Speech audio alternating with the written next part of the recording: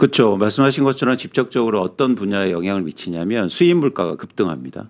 그렇게 되면 당연히 이게 한국에 다시 인플레이션이 다시 가능해 보이고요. 또 하나 기업의 입장에서도 굉장히 큰 문제죠. 사실 기업은 환율이 상승하는 것보다 이 예측치가 중요한데 기업에서 어떤 그렇죠. 계획을 세울 때 이 정도 예측치를 갖고 예를 들어서 해지라든가 여러 가지 방법을 통해서 이제 사업 계획을 세우지 않습니까? 그 예측치가 무너지고 있다는 거예요. 그래서 기업들이 굉장하게 당혹스러워하는 상황이고 예를 들어서 2025년 계획도 잘 안 맞고 다시 세워야 되는 그런 상황입니다. 잠깐만요. 네. 저희가 소리가 끊긴다는데 이게 무슨 문제입니까? 이게 소리가 끊긴다고 하니 다시 닫았다가 다시 들어오시면 될 것도 같고. 근데 갑자기 소리 끊긴. 네. 잘 나갑니까 지금? 잘 들리면 댓글창에 올려주세요. 괜찮다고. 괜찮다 끊겨요. 여러 이야기들이 있는 거 보니까 끊기는 분들은 다시 껐다 들어오세요. 잘 들리는 사람이 있답니다. 자, 말씀 주신 것처럼 예. 올해 2023년 올해를 시작하기 전에 작년 요맘때 때 전망했던 환율이 낮은 등급은 1250이었거든요. 높은 데는 1320이었어요. 근데 지금 올해가 안 끝났는데 이미 1450선이거든요. 1,500원 되냐 마냐 이런 거 있잖아요. 예, 지금. 그러니까 지금 예측했던 것보다 환차손을 입는 그룹들이 기업들이 어마어마한 거고요. 환차손 입는 범위도 맞아요. 어마어마한 상황인데 수입 물가도 급등하겠네. 그렇죠. 그러니까 그렇죠. 지금 당초 예측했던 것보다 10%만 환율이 상승해도 물가가 0.3% 오르고요. 설비 투자가 마이너스 7%, 민간 소비 0.4, GDP는 거의 마이너스 1% 정도가 떨어지는 상황이기 때문에 이 뭐 여파가 이만저만인 상황이 아니라고 봐야 되겠습니다. 그걸 저희는 피부로 느끼고 있습니다. 네.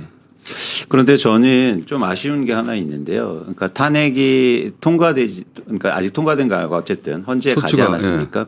그러면서 일단 제가 지난번에도 나와서 주식시장에 이제 그런 일단 호재를 반영하고 있다. 예. 근데 그 이후로 다시 불확실성이 가중되면서 환율이 이제 급등하고 있는 상황이에요. 그러니까요. 특검도 안 통과돼. 그렇죠. 통과되면 이게 안정이 되는 거거든요. 그렇죠. 예측 가능하니까. 맞습니다.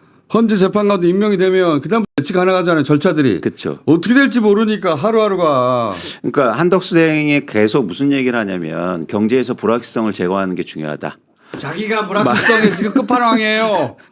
그러니까 그게 더 문제인 겁니다. 그러니까 알고 하는 게 더 나쁜 거죠. 아, 근데 지금 환율로만 보면 지금 굉장히 불안한 국면을 지나고 있는데요. 사실 이제 저희 같은 경제 평론하는 사람들이 언론이나 이런 데 나와서 지금 정부의 환율 방어선이 이겁니다. 이렇게 얘기를 하기가 알면서도 사실 얘기를 못 하는 부분이 있거든요. 그리고 얘기해버리면은 그렇죠. 그 선에서 방어가 만약에 실패하잖아요. 그럼 그때까지 들어간 돈은 다 무용지물이 되는 거고 그렇죠. 당국이 설정한 방어선이 계속 뒤로 뚫리고 있다라는 게 시장에서 이게 절대 좋은 뉴스가 아니라서 그렇죠. 알면서도 말 안 하는 경우가 많은데 지금 1,410원, 1,420원, 1,420원 후반대 30원에서 40원 넘어갈 때는 방어가 없었고요. 제가 볼 때는요. 크게 없었습니다. 근데 이제 그렇게 해서 계속 그 당국이 쳐왔던 방어선들이 무너져 왔거든요. 근데 지금 1,450원은 지난 며칠 상간에 공개가 됐어요. 국민연금에 설정한 환해지 이 마지노선이 여기서부터 시작한다라는 게 공개가 돼서 지금부터가 굉장히 이제 민감한 국면이다라고 보는 게 뭐냐면 사실상 1,450원이 한국 당국에 설정한 이 근방에 이제 공식화된 마지노선이다라는 게 이제 지금 밝혀졌어요. 사실상 알려진. 예. 원래는 밝히지 않지만. 뭐 알아도 모르는 척 몰라도 아는 척인데. 근데 이제는 이게 방어선이라는 건 예. 공공연한 비밀을 넘어 다들 안다. 예. 그렇죠. 그러니까 이제 여기서부터 방어를 하느냐 못하느냐는 이제 중요한데 여기서 만약에 뚫리면 1,500까지 그냥 간다는 거거든요. 그래서 지금부터의 관리가 중요해서 지난 며칠 상간에 1,450선을 놓고 당국이 할 수 있는 카드가 다 나왔습니다. 다 나왔다는 건 좀 심하지만 할 수 있는 카드들을 동시에 발표했어요. 한덕수 진짜 국민의힘 네. 자기들만 죽든가. 맞습니다. 왜 전 국민을 다 같이 죽자는 거야. 예.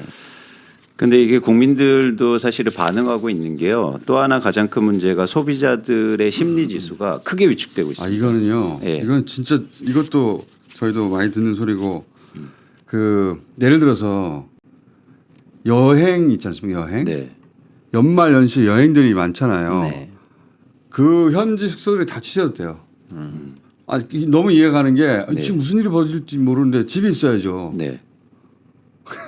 그러니까 다 취소되는 거예요. 그리고 식당 안 가요. 집에 들어가서 뉴스 봐요. 네.